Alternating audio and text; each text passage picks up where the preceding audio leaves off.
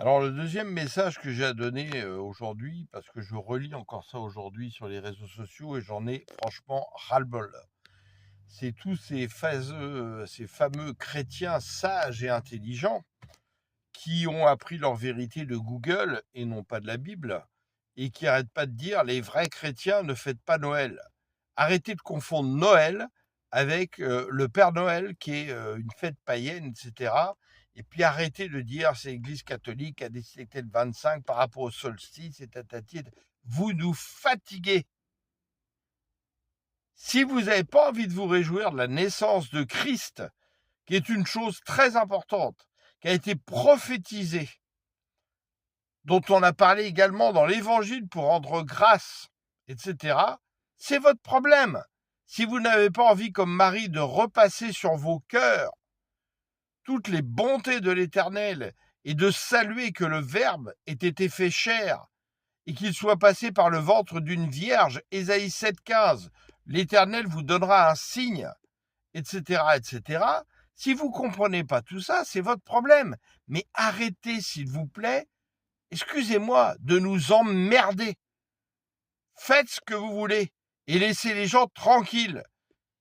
On a fêté Noël pour se réjouir de la naissance du Seigneur pendant des milliers d'années avant même que le Père Noël existe, sans que personne vienne nous emmerder.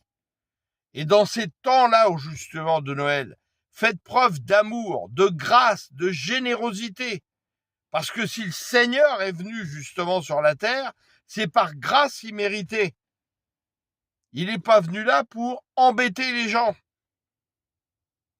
Alors apprenez à lire votre Bible aussi bien dans l'Ancien Testament que le Nouveau Testament renouvelé dans l'intelligence du Saint-Esprit en Christ pour comprendre justement quel est l'intérêt de se réjouir dans le temps de Noël.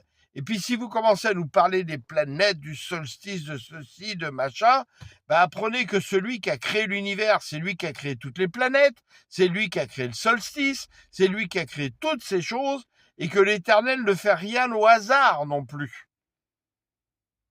Et si vous lisiez correctement Agé et Zacharie, vous verrez qu'on parle de la naissance de Christ, mais de façon allégorique et spirituelle messianique, et à travers les propos qui concernent Zorobabel, cette pierre précieuse qu'il a extraite, et qu'on aurait mieux fait de se réjouir dans ce 24e jour du 9e mois juif, qui est le 24 décembre. Après le reste, questionnez le Saint-Esprit, peut-être qu'il vous instruira. Mais arrêtez, s'il vous plaît, de nous emmerder. Alléluia.